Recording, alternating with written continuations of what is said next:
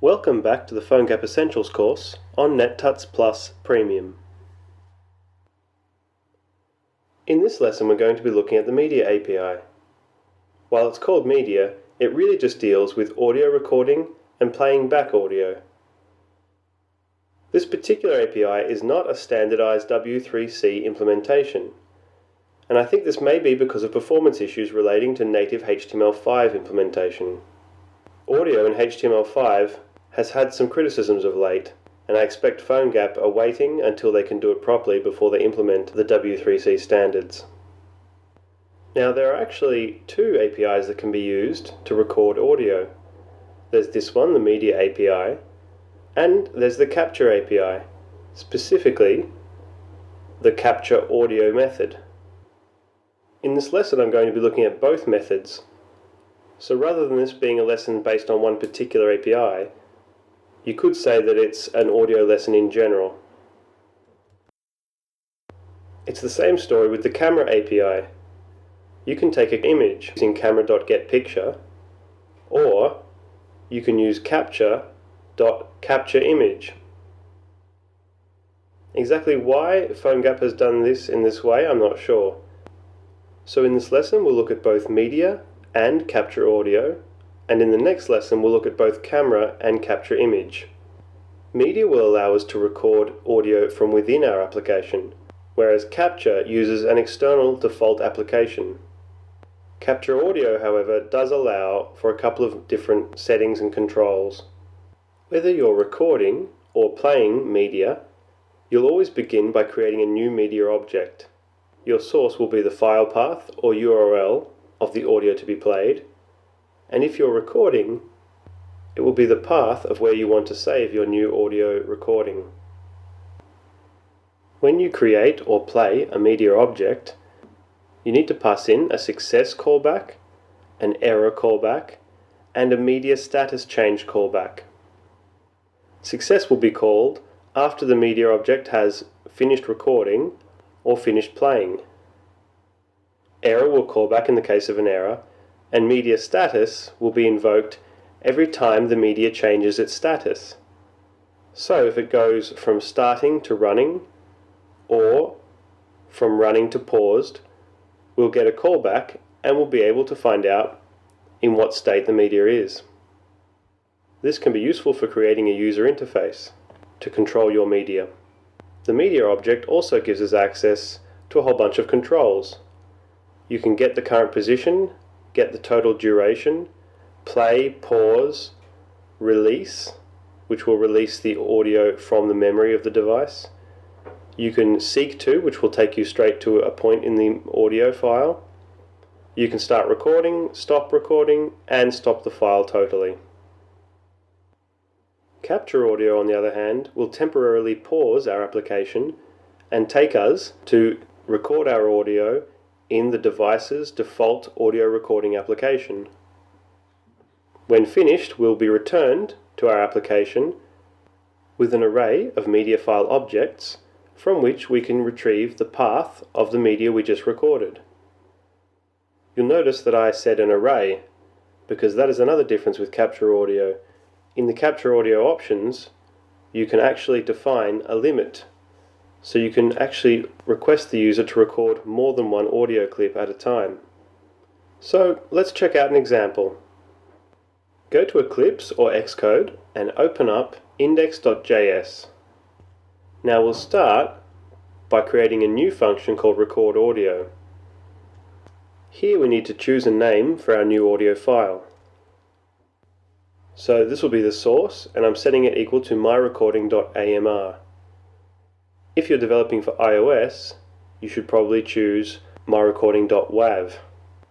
This is one of the problems of recording with the Media API, that you have to choose your file name.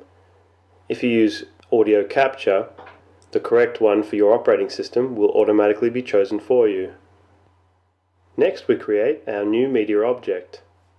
So media recorder, is a new media object with our source and a success callback and an error callback. But unlike many other objects in PhoneGap, If we leave it at this, nothing will happen. Our success or error will not be called because we have to do something with our object. So we're going to call the method startRecord on our media object. And then we'll update the test zone in HTML. Now with the media record object, we have to do everything ourselves.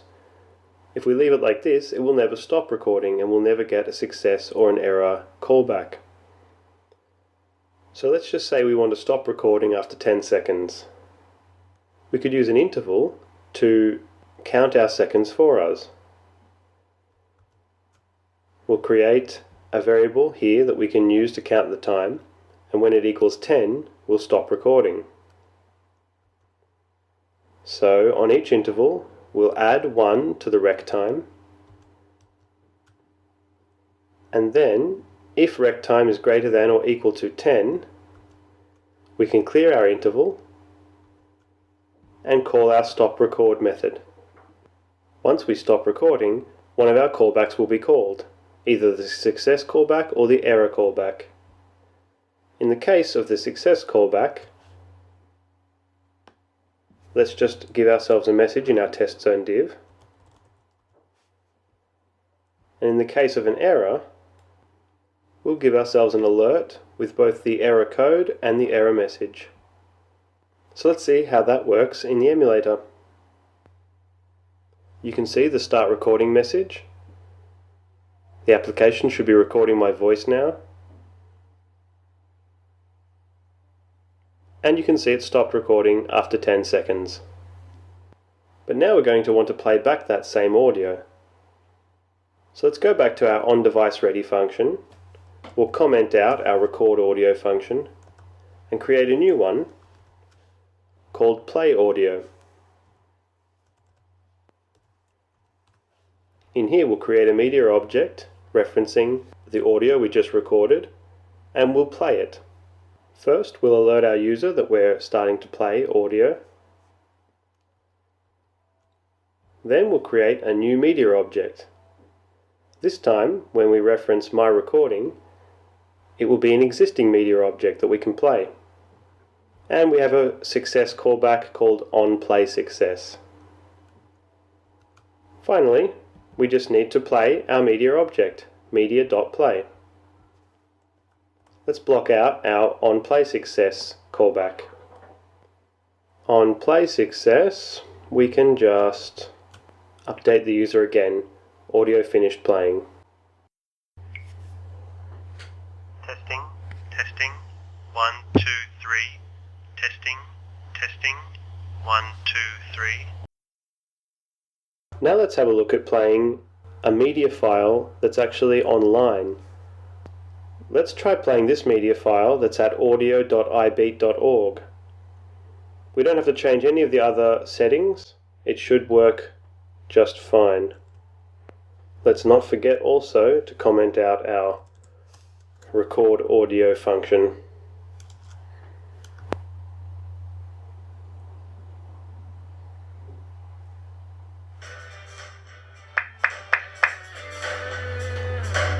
So you can probably hear in the background the audio is playing. There was a slight pause while it was loading from the web. Obviously you may want to implement a loader or something like that if you were to do this for a real application. And there you can see the audio finished playing message. Finally, I wanted to show you how to use capture audio. We'll create a new function, capture audio, and in capture audio we're going to make a call to the navigator.device.capture capture audio with a success callback, our same error callback, and an options object which we're setting with a limit of 2. This means we'll be recording 2 audio files. So here is our capture success callback, and you can see it gets passed a media files object. It's actually an array because we can record more than one media file. So just to make sure that it's working, let's loop through that array and print out the full file path of each of the media files we just recorded. We have our loop here, and we're going to print out media files index.fullpath for each of them. Let's see how that goes. So you'll notice that instead of opening up our application, it's instantly opened up our record audio application. We press yes to use this recording, and it asks us for a second one because we set the limit of 2. So we can record another audio file, press stop, use this recording, and you can see it's printed out the file paths of the 2 recordings that we just made. Another important thing to note, if you're going to be creating files on the Android simulator, you may need to go to Window, Android Virtual Device Manager, and add an SD card to your virtual device. You can see here I have an SD card, and I've set the size at 100 megabytes. Otherwise you won't be able to work on it. Well, that's all for this lesson. Check back in for the next lesson, where we'll be looking at the camera API and also capture image. Ciao!